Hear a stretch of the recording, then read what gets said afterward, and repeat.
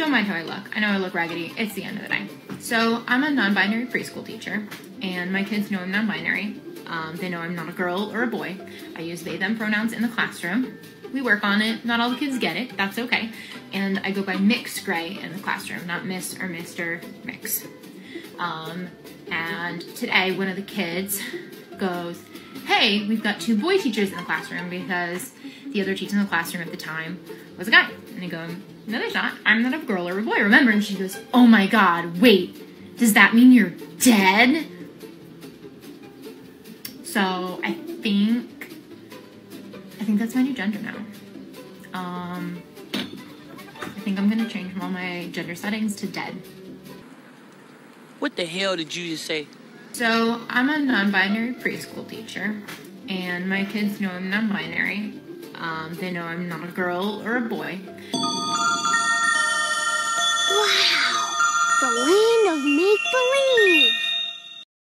When the preschool teacher, who is an adult, actually believes in more outlandish nonsense than the preschoolers themselves, who probably still believe in Santa Claus, the Tooth Fairy, and the Easter Bunny, maybe, just maybe, it's time to find your kid a new preschool to go to. Just saying. Anyway, welcome back. Thank you guys so much for joining me. So I have a quick and crazy weekend Clown World update for you guys today. And listen, guys, I've had a crazy busy past couple of days, so I haven't had a lot of time to put this video together. So today we're just going to kind of throw shit against the wall and see what sticks.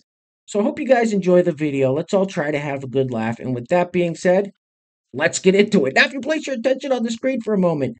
Now, I don't know who the hell this is. I don't know what the hell this is. But I saw this picture on the interwebs and I just had to share it with you guys. The caption says, I woke up like this. Now say good morning. What?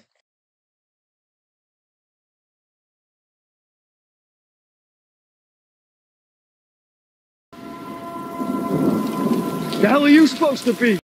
All right, let's keep it moving with today's segment of celebrities who suffer from TDS, also known as Trump derangement syndrome. So here we have famous Hollywood actress Jane Fonda, who says that voting for the evil orange man is an existential threat. When she gives us an inspirational quote from the late, great, oh, hang on one second. This person isn't late or great. So she gives us a quote from Greta Van Dunsberg. Excuse me, Greta Thunberg. Now pay attention to her eyes. It's always the eyes. Roll it. My name is Catherine. I just want to ask, you're such a big activist, you have in your entire life, and with the current political climate being just a bit disheartening, I was wondering if you had any advice for specifically my generation, like Gen Z, for how to stay involved in politics even in this kind of climate. Well, you got to stay involved in politics. This election in November is an existential election. How we vote in this country is going to have a lot to do with whether there's a future for your generation. And, you know, I know from my grandchildren that they're very angry, and I understand it. I am too. But there's a clear choice. One will give us a context in which we can fight for what we believe in. The orange man, there is no. Yes, you're so right, There's no fight. He's made very clear we should believe him. Fascism and drill, baby, drill. And it'll kill us. Pure and simple. So, you know, Greta, you know who Greta Thunberg is? The Swedish activist, She says, you know, everybody goes looking for hope. Don't look for hope, look for action, and hope will come. So that's what I advise is action. Become an activist. Join an organization. Fight. Okay. All right. Blah, blah, blah. Blah, blah, blah. Wow. Did you guys see her eyes? I was actually starting to get a little freaked out by them.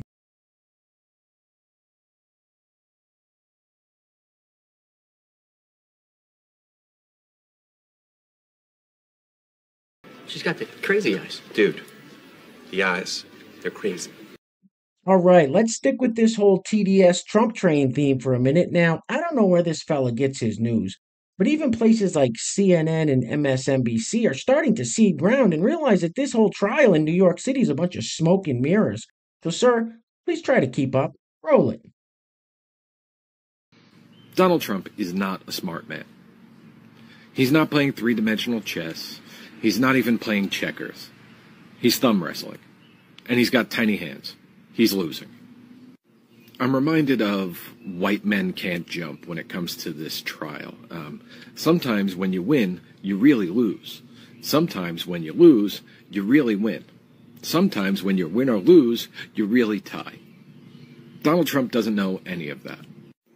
Forget the legal ramifications of this trial. Let's just think about the political ramifications. If his defense is to be believed, what he's telling the American people is that he's susceptible to blackmail and he doesn't know what's happening in his own business, so much so that one individual in his business can cost him close to $500,000 behind his back, but right under his nose. That makes him look weak and not smart.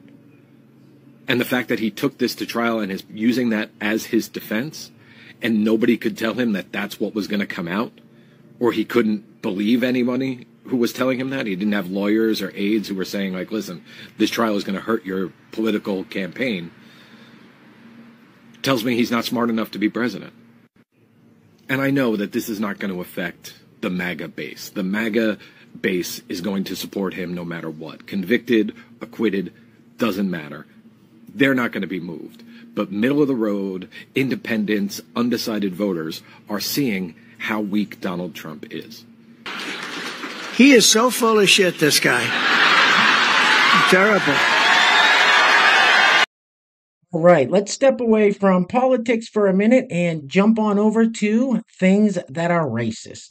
First up, if you are a white person and a practicing vegetarian or vegan, you are probably a racist. Roll it.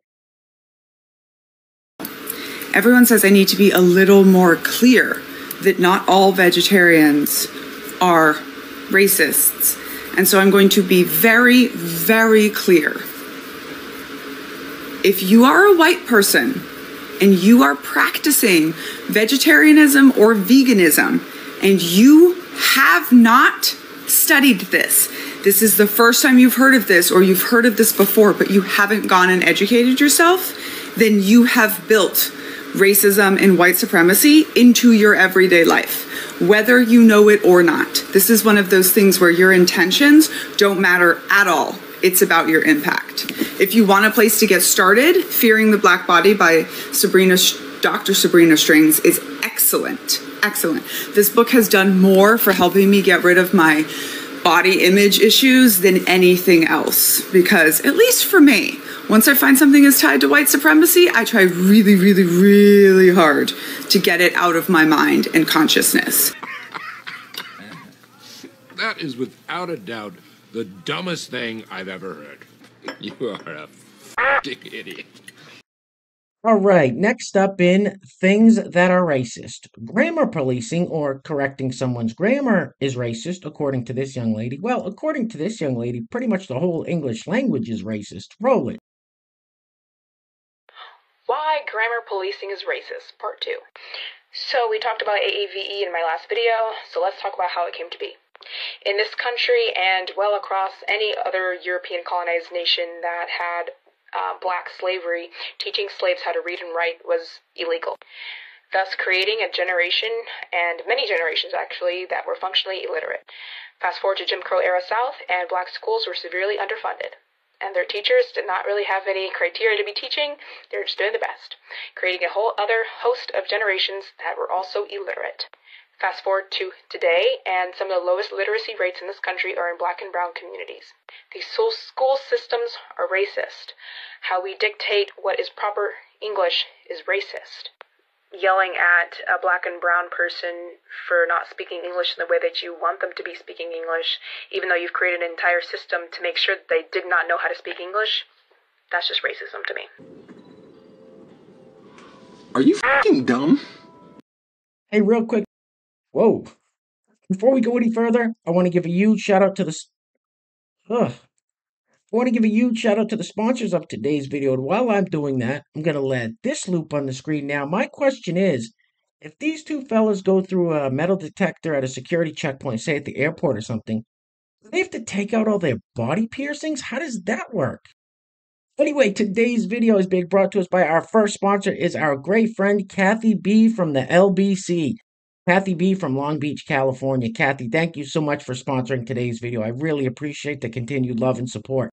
Second sponsor of today's video wanted to remain anonymous. You know who you are. Thank you so much for sponsoring today's video. I really appreciate it. So today's video sponsors are Kathy B from Long Beach and Anonymous. Now, if you'd like to sponsor the next video and help support the channel, there is a PayPal link in the description box below, and I will say your full name as a sponsor of said video unless stated otherwise by you. All right, I think we've seen enough of this madness. Get this off the screen, please. Oof.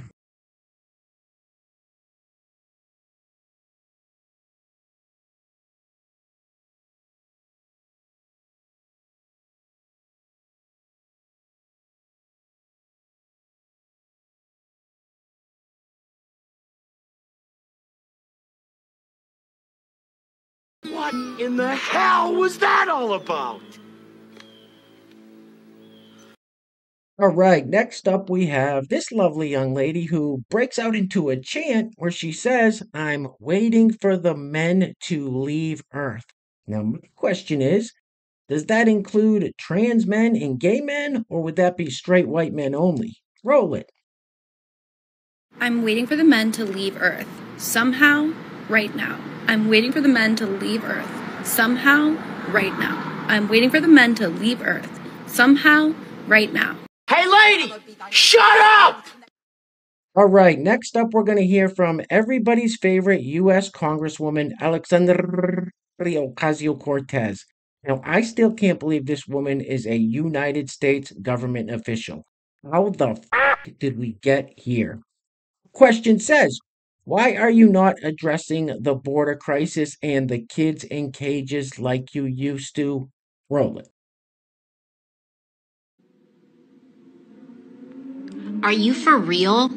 So let's talk about this because so much of our national conversation, which is not a conversation about immigration, is driven by people who could not care less about immigrants.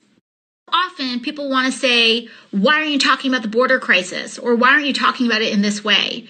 Well, we're talking about it. They just don't like how we're talking about it because it's not a border crisis. It's an imperialism crisis. It's a climate crisis. It's a trade crisis. And also, it's a carceral crisis. They want to say, what about the surge? Well, first of all, just gut check, stop. Anyone who's using the term surge around you consciously is trying to invoke a militaristic frame. And that's a problem because this is not a surge.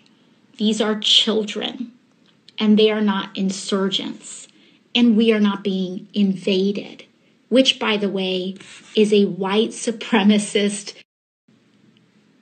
idea, philosophy. What did you say? What the f*** did you just say? And we are not being invaded. Wrong again, idiot.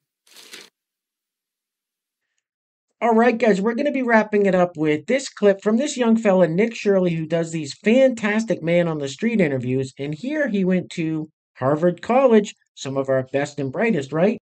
To ask the students if they will be voting for Trump or Biden in the upcoming election.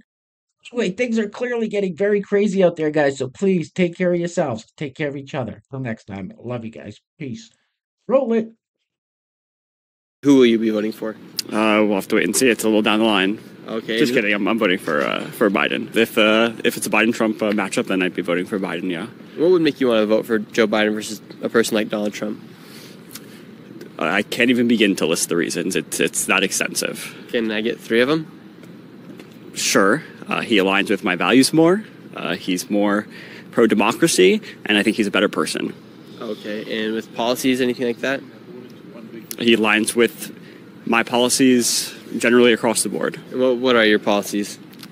All right, this is where we're hitting past the minute point. I gotta run. Got like sorry. 10 more seconds. All right, I'm sorry, but I'm cutting this short. I gotta. Who do you think would be best to become the future leader of America in this year with elections? In terms of this election, I will be personally voting for Joe Biden. And why so? I think in terms of just keeping the rule of law and the state of our constitutional democracy, he's the best option. Who are you going to be voting for? Biden. And why so? Voted for him last year. I don't agree with some of Trump's policies, so that's why. And there seems to be no sign of intelligent life anywhere. And you ain't black.